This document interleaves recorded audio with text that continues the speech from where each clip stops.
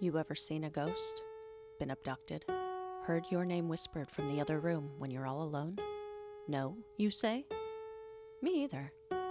But if you're like me, you're still fascinated by the paranormal. It seems everyone else has had an experience, and you want to believe it all.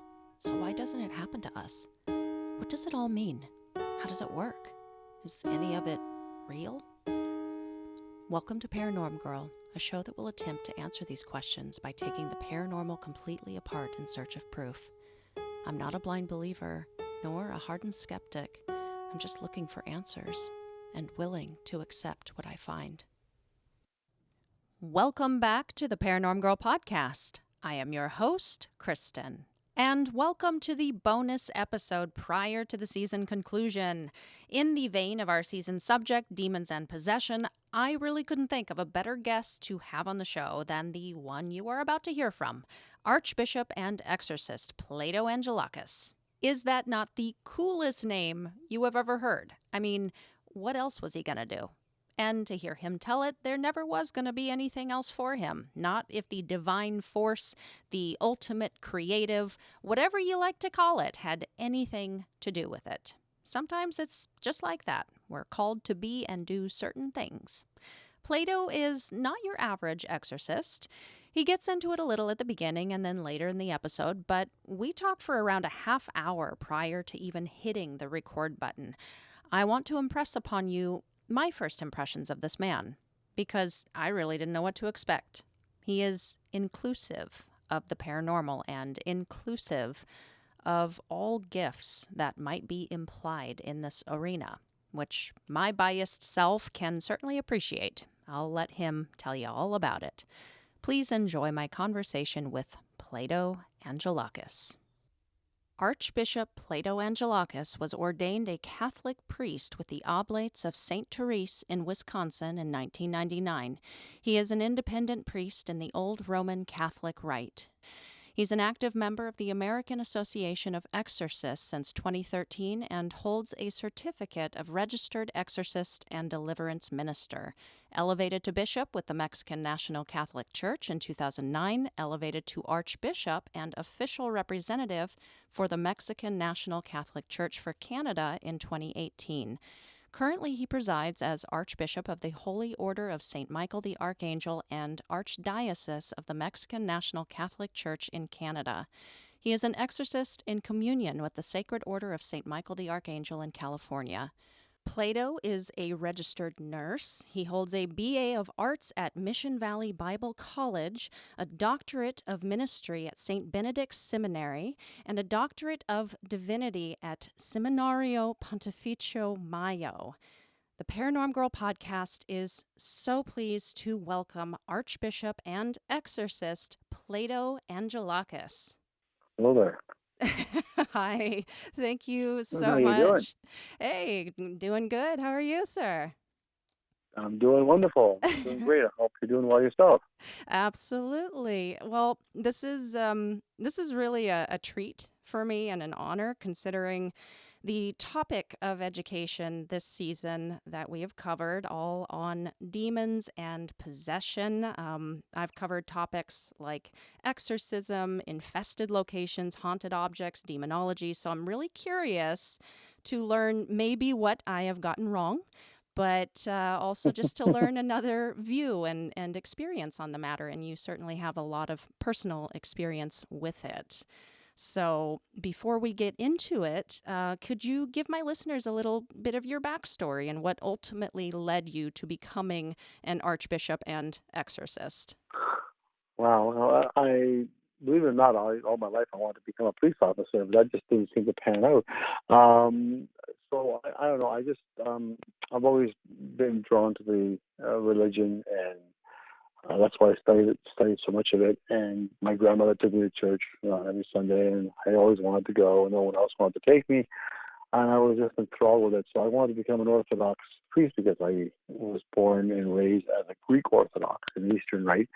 But I didn't speak enough Greek at the time that they felt it would be enough to join their seminary. So that didn't work out. I got a little disappointed, and I was down about it. And then I said, Later on, when I got married, I converted to Catholicism because my wife was Catholic, and so I just decided to do that. And then I decided, well, maybe I'll become a permanent deacon in the Catholic Church.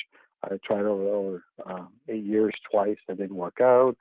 So it just seems like it didn't want to pan out the way I wanted it to pan out. It wanted to pan out the way God wanted it. So after I decided, well, I'm just going to give up. I don't think this is meant to be. I went to a retreat, religious retreat out in Wisconsin. Ran into an archbishop from the independent old Roman Catholic Church, and he took me under his wing and trained me and ordained me priest. Later on, I became an oblate at St. Teresa. And I just, I just became a priest along with my registered nurse job, and just, helped to did the normal marriages, baptisms, those sorts of things, preaching and that sort of thing. Later on, I was invited by the Mexican National Catholic Church to be consecrated a regular bishop, and that happened. And as time went on, I ended up representing Canada for the Mexican National Catholic Church, so I became an archbishop. That was great. Now I'm an archbishop. I figured that's great. I can ordain my own priest. I can do this. I can do that. I'm still working as an RN, registered nurse. One day I got a call from a team out in the Ottawa, Ontario area, and that they had a case that they were investigating, and they came across a demonic situation, something that they sort of couldn't handle, something that was over their heads. And I said, well, they reached out to me. I go, oh, sure, I'll come down. No big deal, and got my book, my ritual book, and off I went. And that's when I realized, first of all, I had lots of training and need to learn. It was basically an experience. I was basically reading from a ritual book, but it was very successful. Being my first time, it took an understanding that there needs to be an acceptance of the gift and the calling, if that's what you want to call it. That I would change my approach, and that's how things got started. And ever since then, it just seems to never look back at it. It seems like that's all that I've done. To give an example, I don't know if you've seen the movie The Right. I have, I mean, a lot of people have. So there's one scene. I always use this scene as an example because it was the best way to describe my situation. When that priest decided to go to the exorcist's home, he's all possessed and he's alone. He can't get any help. He has no support. He's got the reporter, obviously, with him.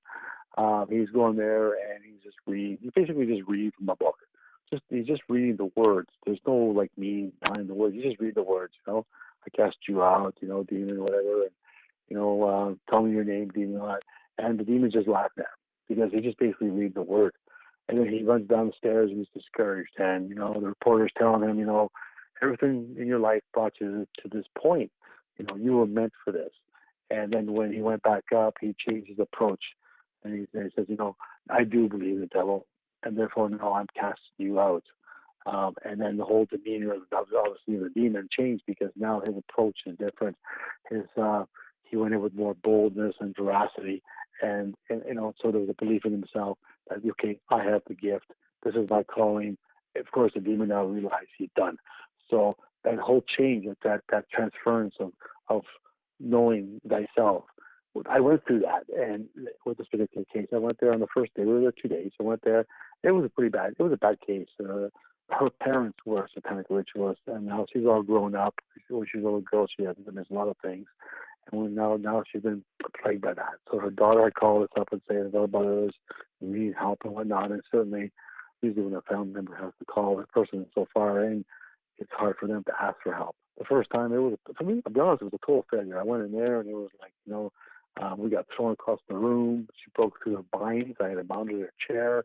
Ever since I thought I thought I knew what I was doing. No, not in the least. I had no idea what the heck was going on. So I read in the book, nothing was working. We approached it the next day differently. I went, and for me, it wasn't just reading the words. I had to believe in the words of the ritual. I had to believe in my ability. I had to believe in the gift that was given to me. At that point, I realized that this was my calling. This is where God had led me. The second day was totally different, like night and day. And clearly, she got liberated, and everything was fine. Everything went well. And then from that moment on, I joined that particular team who had called me and became a member of their team, and that's how I started doing cases with them. And of course, that spread to various other cases and paracons, and it led me to where I am today. But of course, along the way, I had to learn. It's not something like just you're born with this. You learn from mistakes, and you go in with those mistakes differently. And so my approach has changed. Although many priests might do exorcism in a different way, I will do it my way because I find my way works for me, and I'm very successful. But it's something that I had learned as I went along, making those mistakes, learning new things, and seeing the success of certain things and the not so much success on other things. So this is what led me to being where I am, of course. Yeah, and it seems like that's all I do. I don't do it very many marriages anymore, or baptisms. I do the odd one here and there, but for friends and family. But for the most part, it's paranormal 100%. Um, so that's where it all led. So obviously, like I said, we spoke earlier. I said, not I who chose you. God says, sorry, it's I who chose you. You didn't choose me, but He chose me to do a certain thing. And Yeah. there's some priests out there that are great at preaching.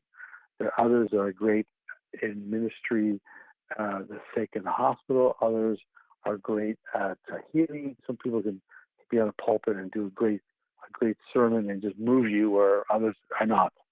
They're more boring, right? So we all have our own special gifts, even within the clergy. And it just seems that, I go in and, I'm more bold. I'm aggressive. My whole demeanor will change. I'm talking to you now, or down to earth. We could be first name basis. I could be talking, and then 5 minutes later, okay, it's time to do the exorcism. I'll pray, and then when I get up, you'll just see my whole demeanor change. I'm just a total different person. I'm like more of a warrior now. It's like okay, the battle begins, and it's like okay, you're going down. I think so. It just changes, and I have to change because I realize I can't go in with the same. Now it's a spiritual battle, and I need to Right. be taking it on in that particular sort of attitude. So that's where I am. It took a lot. It was a big journey of a lot of things. And as I look at it now, I'm going back, looking at what circumstances, and of course there were a lot of people who turned me down. No, I don't want you to be a deacon in the Catholic Church. No, I don't want you to be Greek Orthodox priest. No, I don't want you to be this. I don't want you to be that. This is what I want you to be. Mm-hmm. And ended up being the independent church, which basically God knew I needed to be able to do things without the politics involved, and of course have the authority to do what I have to do, and of course the experience that came with it. So it was all pre-planned by God, from day one to lead me down that particular path. You were called ultimately to become an exorcist, and that sounds like it was later in the process. Like it's not something that. It was a final thing. Once you became ordained, I did the Mm. training, I did the seminary, I did the theology, I did all that stuff.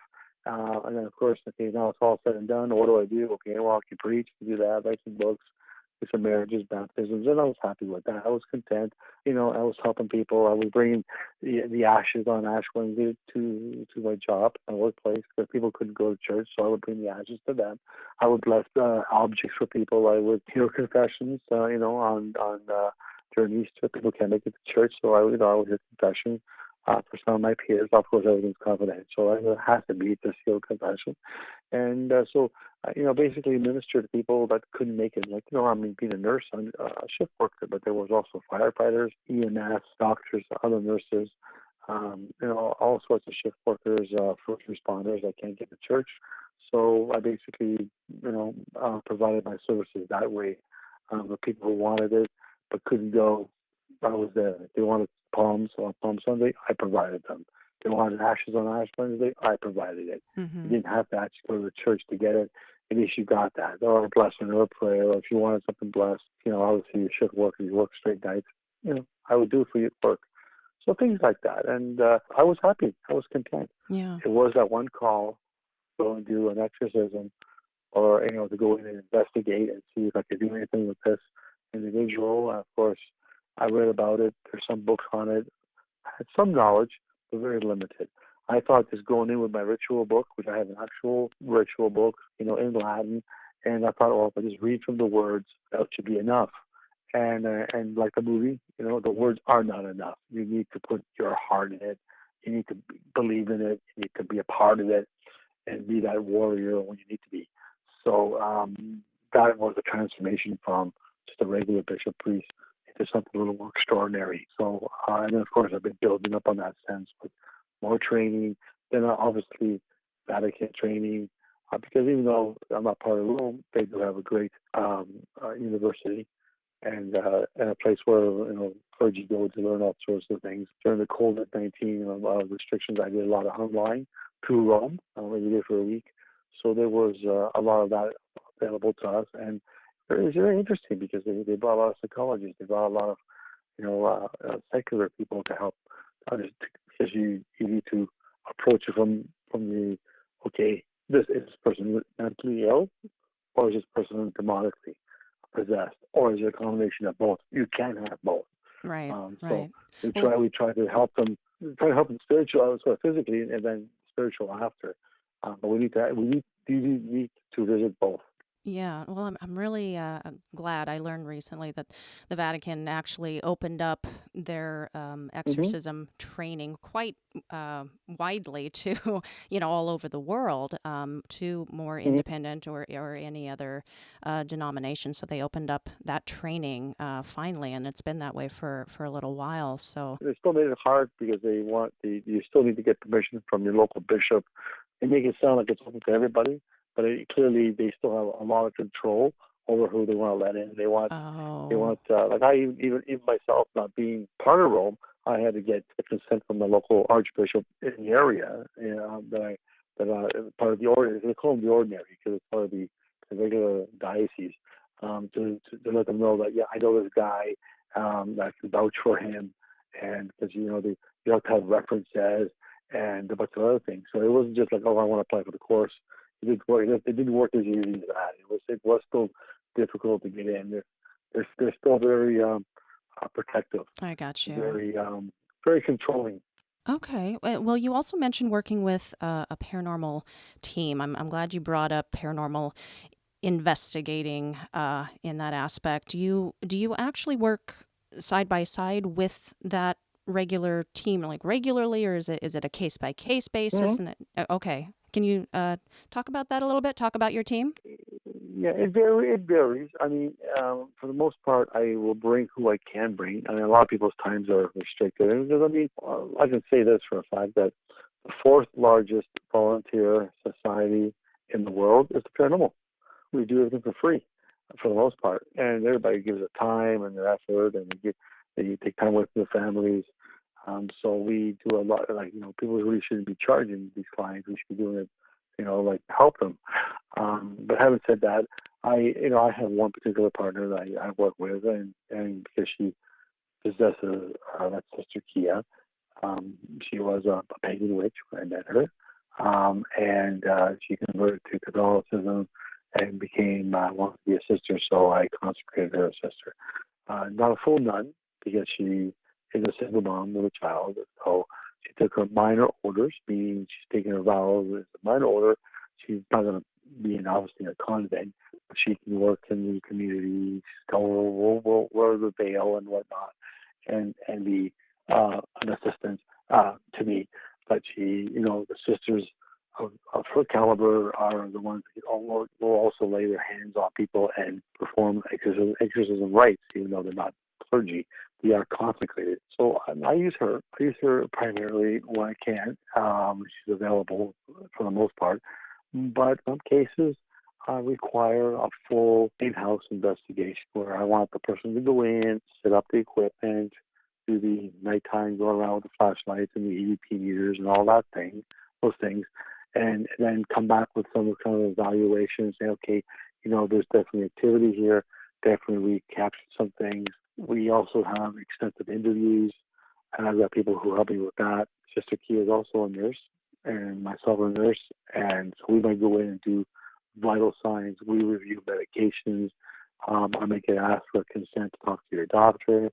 I want to see your medical history. I want to make sure, if you have a heart condition, I'm going to start tying you down and throwing holy water and saying the power of Christ compels you, then you're not going to have a heart attack on me. And you have to be careful because you have to know how far to push and then stop. let things rest. It's just that's part of the process. That's part of the ritual. But we do vital signs. We have blood pressures like throughout the whole process. We videotape it. We get extensive consent forms signed. We will speak to doctors. We'll speak to family. So it's a long process, and it's not just simply just going in one day and just doing it and be done with it. We also just don't also just leave the client.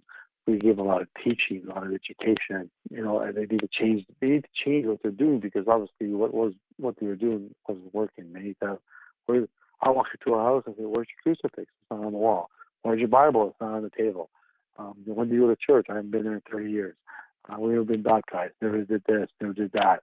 Well, these are some of the things that will open things up, open you up for obviously an attack or an oppression or an attachment. So you need to change, your habits. You're going to start going to church. You're going to start. I don't care, and I don't even care what church it is.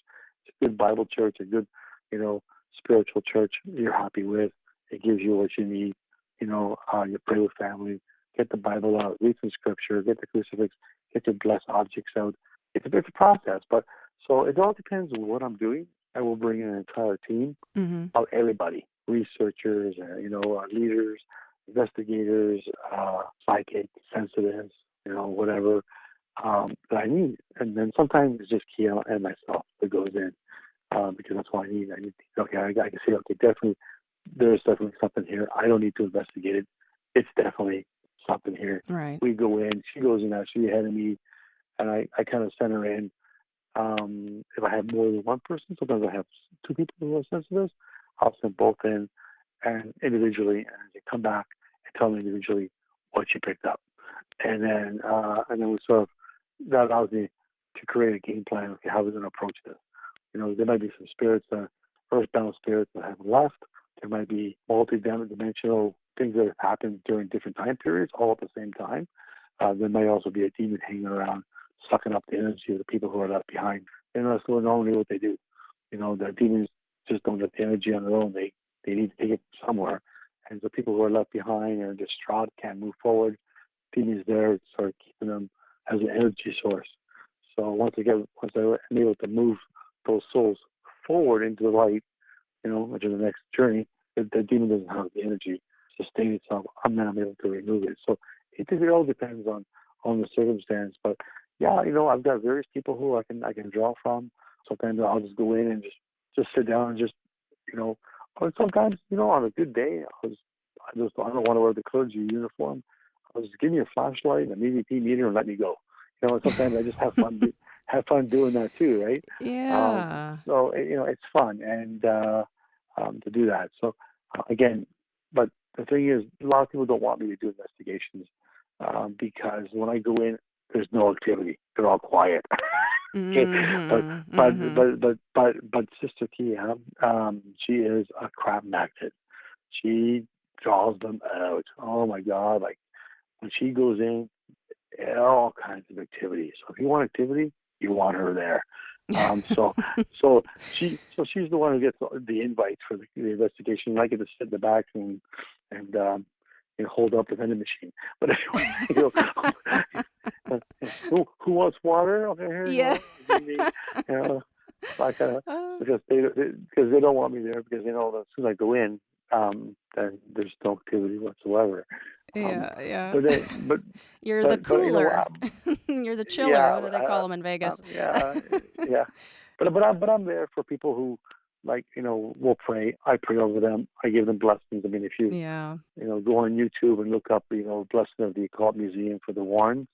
I did like the Annabelle and the Conjuring Mirror. I did a blessing there. So I mean, I make sure everybody gets blessed. You can see what I've done.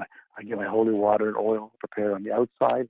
I bless everybody. Then we go in and we do the full blessing, and Annabelle and whatnot. So, and when Annabelle is on display, I usually will go to the event and I make sure I tell people if you don't want a blessing before you leave, but just because if you want to feel safe after you've been exposed to all these negative, evil artifacts, come see me. Well, at one point my lineup is bigger than Annabelle's lineup, and then she gets all upset that I'm getting I stole her thunder.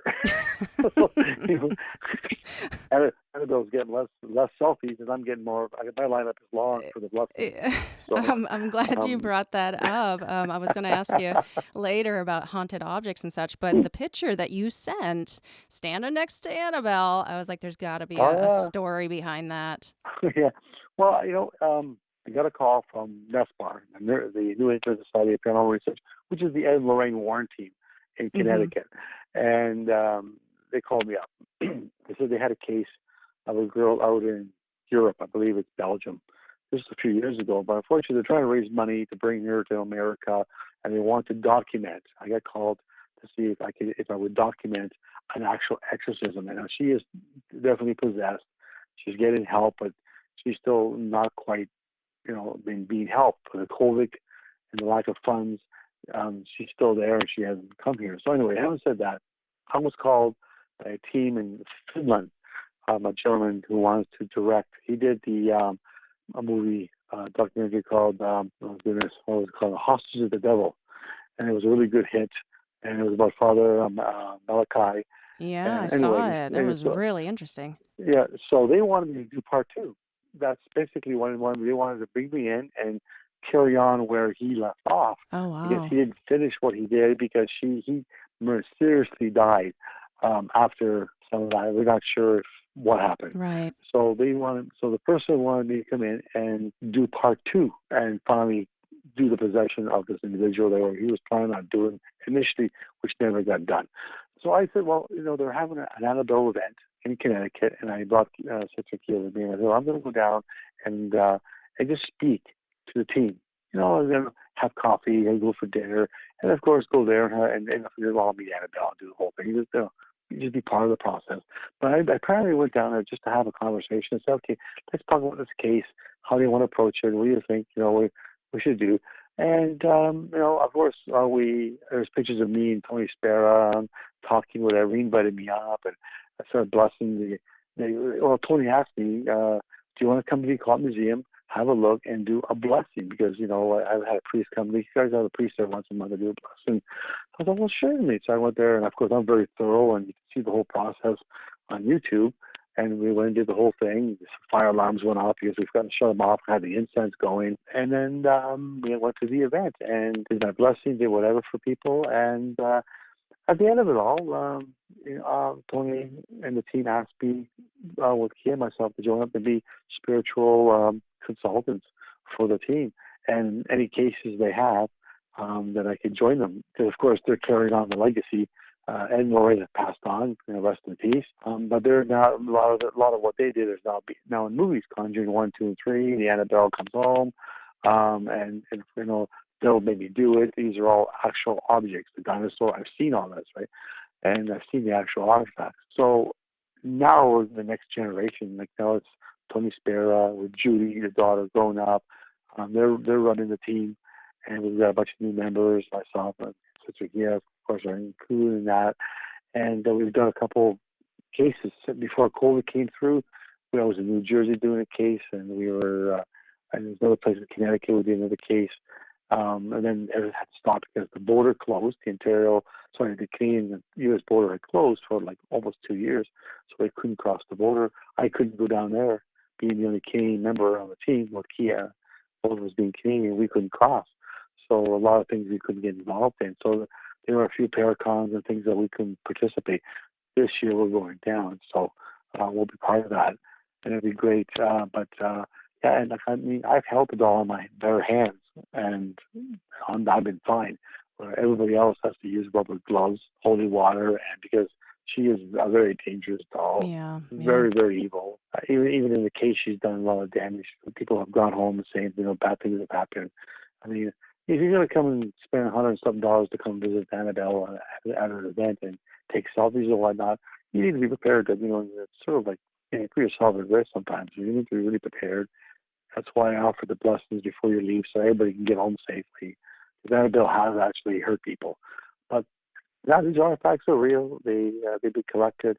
They're locked up. They're not on display any longer, and there's blessings done every month, hopefully, just to keep the negative under containment. Yeah, And yeah.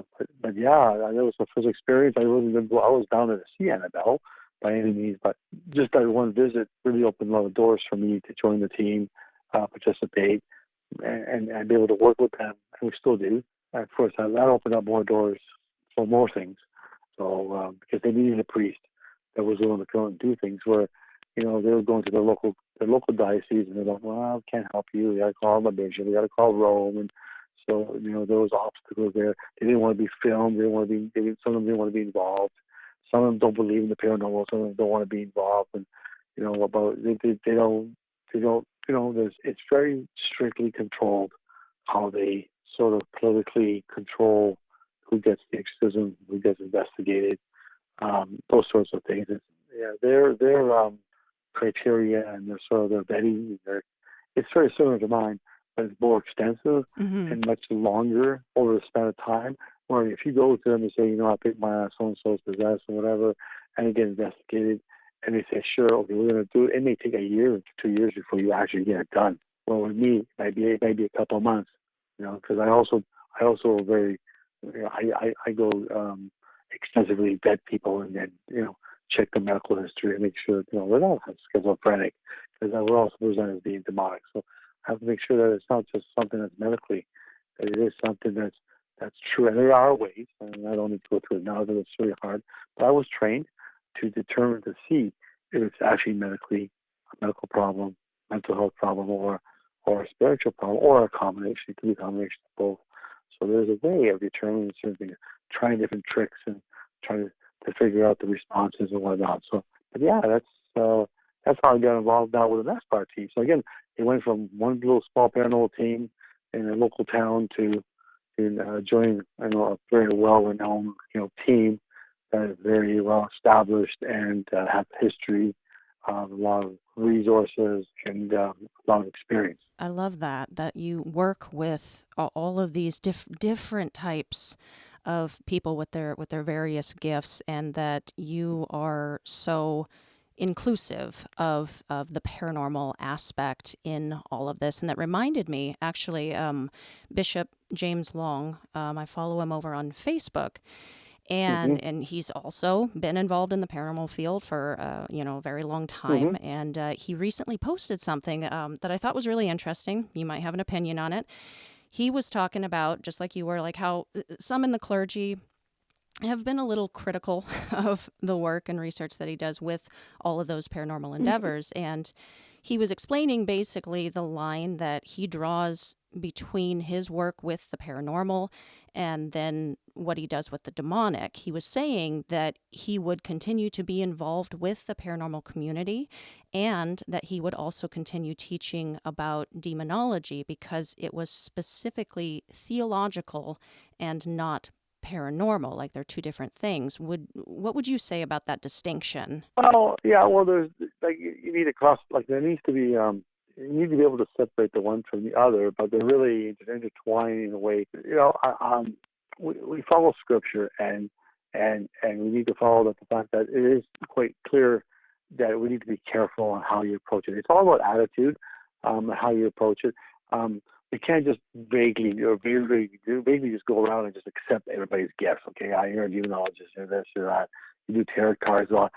You have to draw the line to certain things, because there are variations of that, and there's the white and there's the dark, of all those things as well. I mean, you get a white witch, you get a dark witch, So there's the dark side, and I have been exposed to some of the demonic rituals. I specifically went out and kind of undercover, you know, um, got myself into a group to see what they actually do. Because for me, it was a learning process, and so there is a darker aspect to some of this, the paranormal, Mm-hmm. the rituals they do and whatnot. So we need to be very careful about what your gifts are and what your intentions are, and where your heart is. Yeah, there is a fine line. I mean, I don't know Bishop Long well. I know of him. I think it might be on my Facebook. We don't.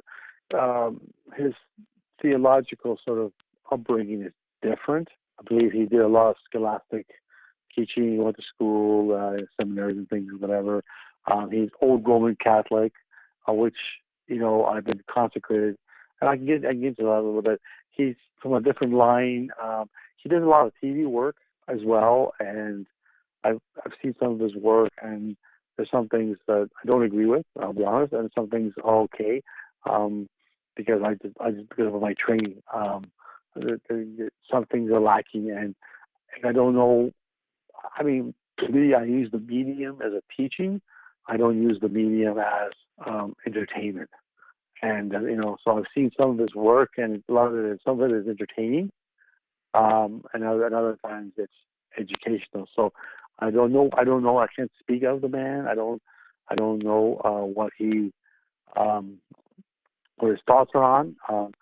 I think I think it's fair to say that we are individuals, and we have been brought by God to go our own, like we have a different journey, and but we have like we've been given a task. He's got his, and I got mine. So yeah, you need to separate them because like I said, I mean, I can put on my full garb and be Vatican. I can have my sash, red sash. I can look like one of the cardinals. By the way, I'm up to be a cardinal, believe it or not.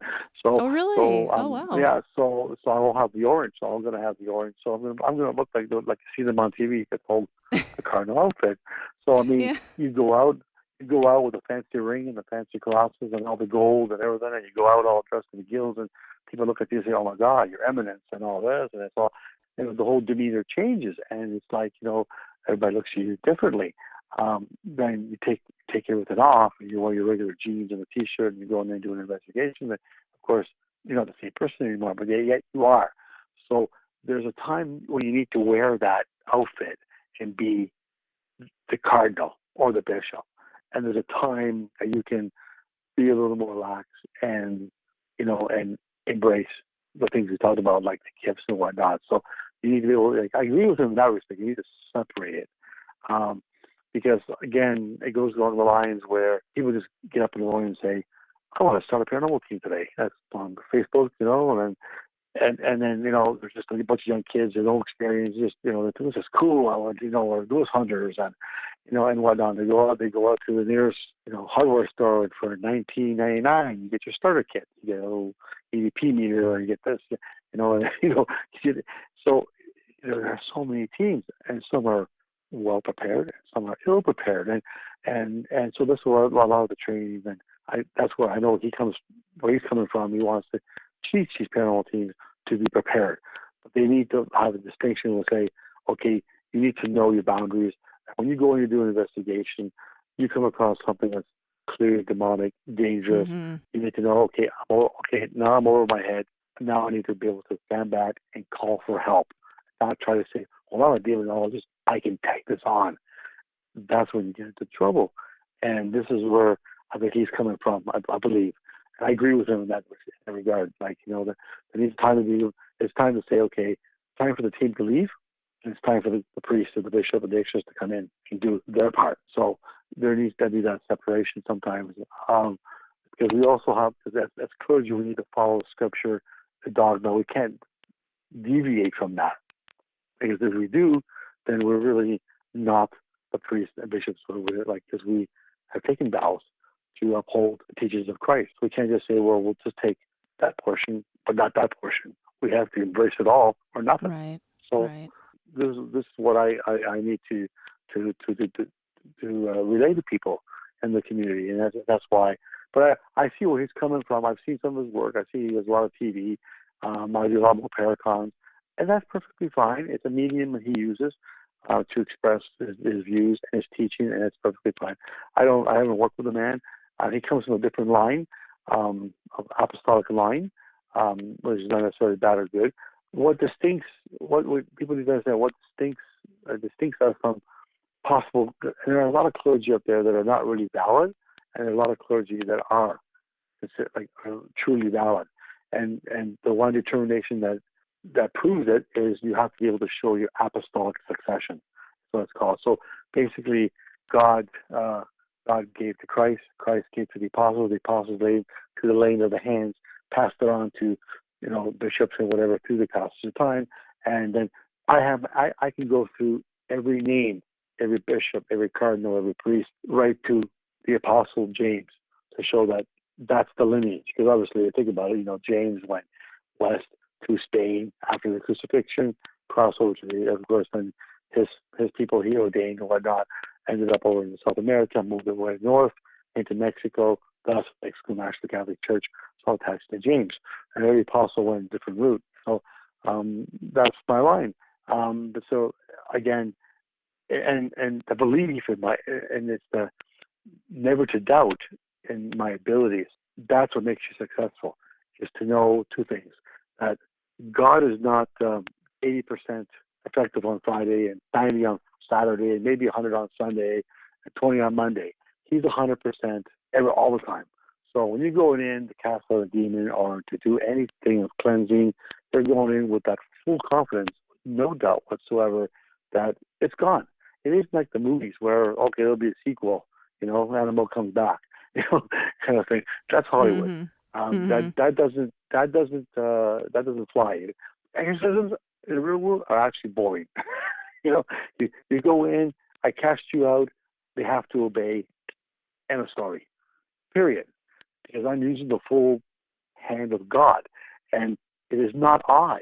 That's part of ritual. It is not I who commands you. It is Christ who commands you. It is God who commands you.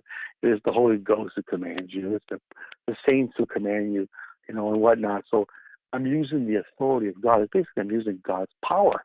In essence, if you read the theology behind it, Jesus said, as the Father sent me. In other words, everything God gave to Christ during 2,000 years ago. The Father sent me, I sent you. And later on, I'm paraphrasing, later on he says, and you will do greater things than I.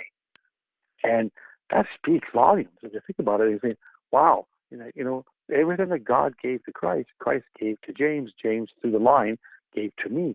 So in essence, I could actually, I have the same ability that Christ has. The forgiveness of sins, the blessings, everything. And he says, what is bound on earth is bound in heaven. In other words, whatever I do here on earth, God will accept as, if you forgive someone their sins, God says they're forgiven. So it is that passing down. So that's where the authority comes from, the power. It's not me. I'm nothing. It's ordinary person.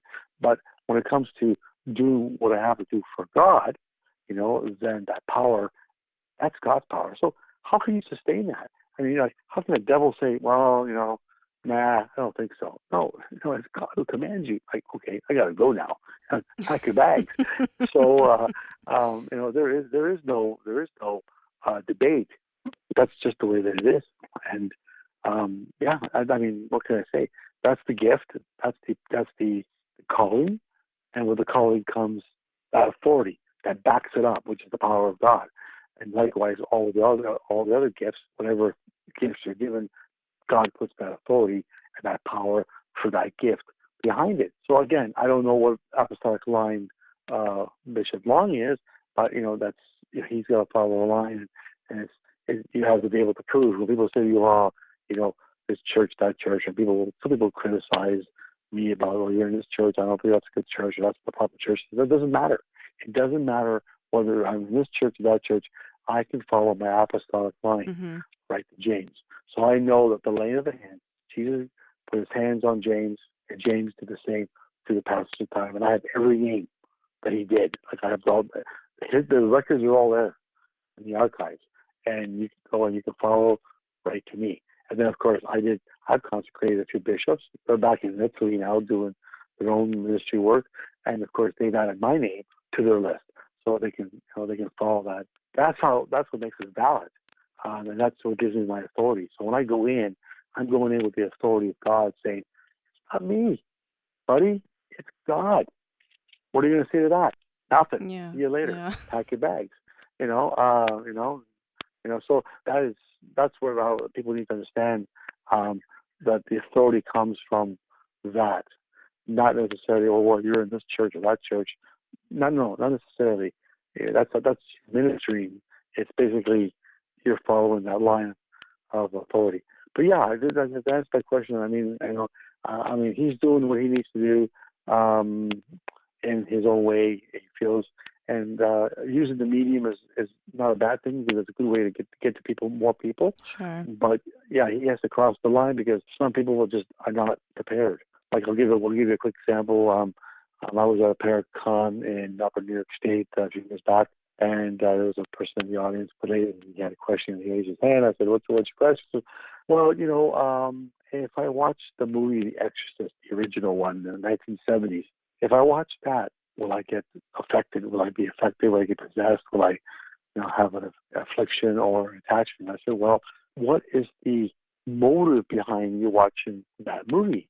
Is it because you want to learn, exorcisms? Do you want to? Is it for entertainment purposes? And he said, well, I'm part of a paranormal team, and if I ever come across a demonic case, I want to be able to know what to do. Well, that movie was maybe 5% true. The rest was all fabricated. Yeah. So if you're gonna use Hollywood to teach you to do that, you're gonna walk into a situation and you're gonna be in trouble. You're gonna be bringing home so a wrong reason to watch the movie, because Hollywood is not a place to be like entertainment. I mean, even The Conjuring, Annabelle.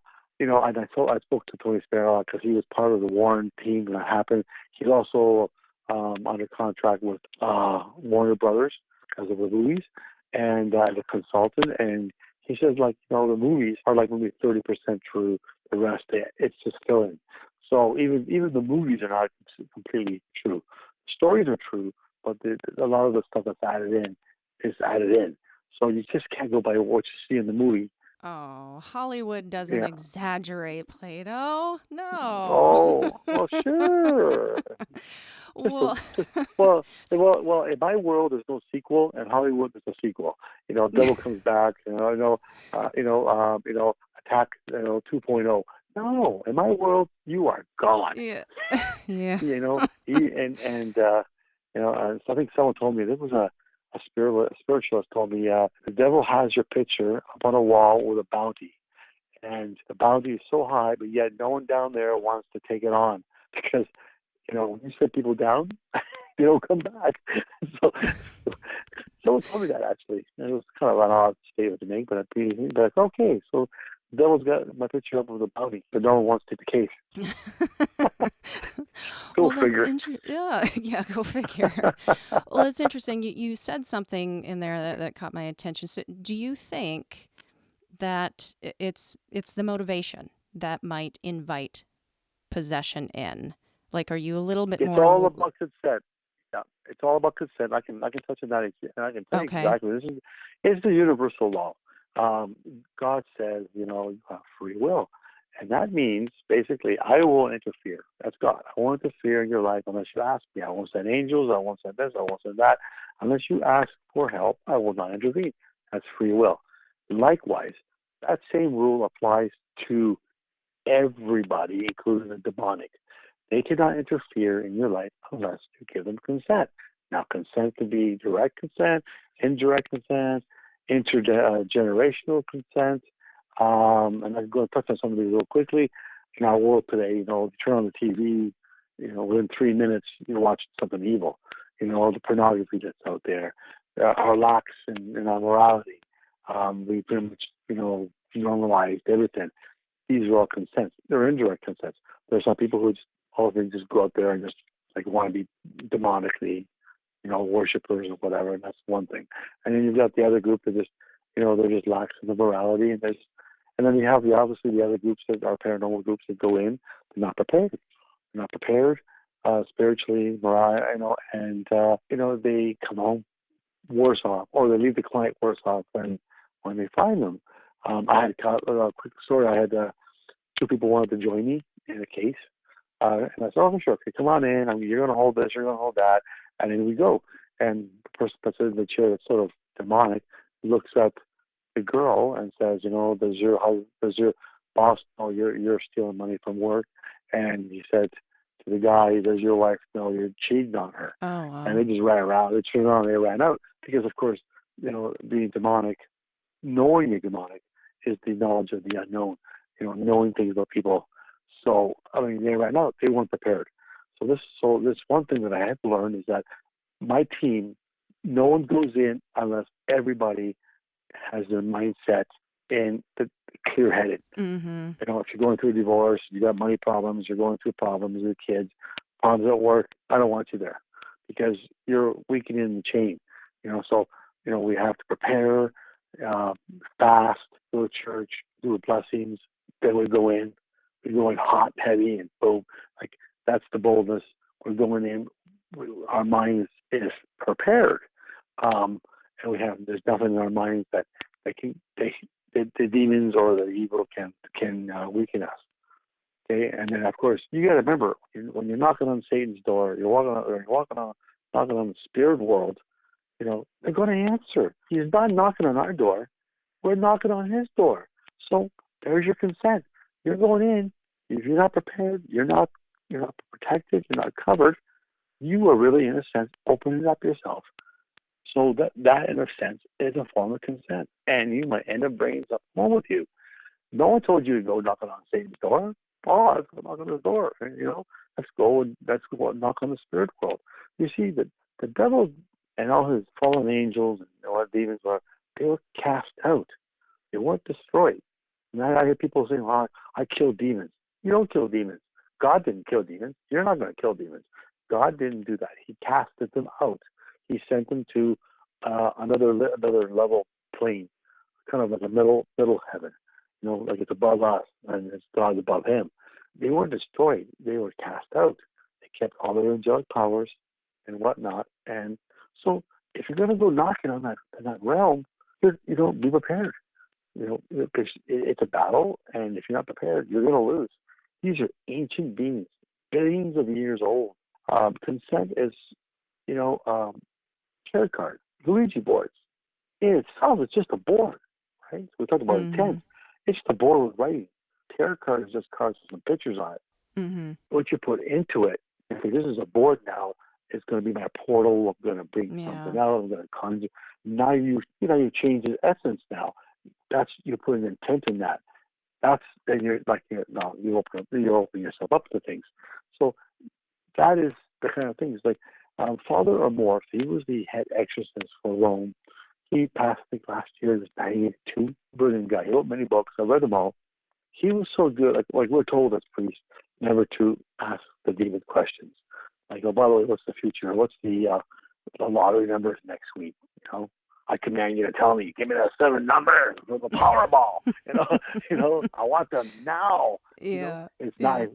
not me who asks. It's God asking. We can't do that, right? Mm-hmm. So we were not permitted to do that. Now, Father Amorth did, but he did so many exorcisms. I'm talking thousands of exorcisms that he took the liberty of asking. By the way, how did you possess this person? What did they do for you to get in there? And he wrote a book and started talking about some of the things that was revealed, and which really was quite interesting. And I'll give you one example. There's many, like when the groom wants to ask the father of the bride, "Can I have your daughter hand in marriage? Your blessing, blah blah blah." We think it's wonderful, it's romantic, it's but no, there's an actual historical thing behind all that. And if you're not going to bless the marriage, you're in fact cursing it, and that's a form of consent. Because the kids, they can be 30 years old, it doesn't matter, not married. They are still, in a sense, for lack of a better word, the property of the parents. So that's what the Bible says. The husband leaves his family to join her family. It's quite explicit. And they become one. One flower, like they become one, right? They join to become one. So you are really your parents' sort of responsibility, even at the age of 30 or 40 or even 20. It doesn't matter until you are handed over in marriage and become one in flesh and in spirit. So parents have enormous authority and power over their children. They say, "Well, I don't want you marrying him. I don't think he's a good guy. I'm not blessing his marriage." And then people ask why the next 5 generations every marriage fails because you've cursed that. There's some validity to that. That's what the demons was telling Father Amorth, that if you're not going to receive the blessing, you're receiving the curse. Having said that, I'm going to add that there's intergenerational ties as well. The demon says they can curse and afflict people up to 9 generations. So something your great grandmother might have been involved in can affect you. So I have rituals for that. Rituals that will break the intergenerational ties so that it stops here and then it doesn't go any further. But people say, why am I always cursed? I can't keep a job. My marriages fail. Blah, blah, blah. And then I'm thinking about, okay, it's intergenerational. You go back far, and I was like, great granny, was involved in seances or whatever, because that was big back in the 1920s and 30s, right? So and then of course, like manner, God also says, I will bless you and I will bless your seed and your family for 5 generations going forward. But for the demonic, I believe it's 9. And so this is what happens. So again, we need to, part of my exorcism and cleansing will include that to make sure that chain is broken and going forward, you're not afflicted by that. I had a lady who was 20, 30 years ago was using one of those magic pens, talk to me spirit, and, she was just journaling, and the pen would just write by itself, because she conjured that up, right? She says, well, I haven't done that in 20 years, but my marriage is failing, I can't seem to get a job, I'm broke, and this and that. And I said, well, give me your confession or whatever. And she says, well, I did this pen thing when I was younger, but I got rid of it all. I said, where's the pen? She said, I don't know. I said, I'm telling you, the pen is in the house. Even 20 years later, go through that whole house and find it. And she did. Then we got rid of the pen and everything changed. She put her intent in that pen. It's just a pen you buy from the store. But she took that pen and had conjured up something, say, I want to journal, tell me the future, tell me this, blah, blah, blah, blah. And then she put that energy. It's all energy. We are all energy. So that's all we're doing. It's just a change of the energy. And the demons and the devils need the energy. They cannot cross into this plane unless we let them. And you know what? A lot of people today are doing so indirectly, not knowing what they're doing. And unfortunately, people are saying, well, the church or whatever, premarital sex, this and all that, and all the immorality that's going on. Everybody's normalized it. They think it's okay, but it's not. It's full of scripture, and it's not. And we'll open themselves up to this stuff, because I've gone to a lot of homes, and people, I say, give me, I always have to hear the confession, because that's part of the healing, right? Have a confession is part of another form of exorcism is confession, and within that confession, usually things are starting to come up that kind of gives you an indication of why you've been oppressed or what you did to open yourself up, and then we kind of correct that. So that's part of the process, but it's all about consent. That's the bottom line. And unless you give it, they can't touch you. But a lot of people do it indirectly, and so that's all I can say. It's just the world we live in. It's basically the world we live in, right? I mean, you turn on the TV, we watch horror movies, aggressive movies, gangster movies. Like a lot of violence and whatnot, and that, in a sense, will open up. It could open up. It depends on the individual. Some are more sensitive than others, so there's no way of knowing. Okay. Well, with while we're in this subject of consent and possession, this might be a good place to put in. I have a listener submitted question, and I'm guessing I already know where this might or what you might have to say about this, but I just want to ask you in the way that they put it down. They ask, why does it only ever seem to be folks who are or have been religious who get possessed? Thank you so much for listening today, you guys. That was part 1 of my conversation with Plato Angelakis. If you would like to hear Plato's response to that listener question and more, stay tuned for part 2. That will be up on Tuesday. In the meantime, check out the links to follow and find my guest in the show notes. If you enjoy this show, the approach, my guests, the content, you can't wait to hear more, and want a very easy way to give some support, rate and review, babes. It takes but a moment and means so much to little guys like myself. Make your voices heard. Find me on all of the socials at Paranormal Girl Pod and paranormalgirlpod.com. Shoot me your experiences with the supernatural and strange. I love to hear from you. That is it until Tuesday, when we will pick up where we left off. Have a fantastic weekend, but stay safe, keep the nightlight on, and sleep with one eye open.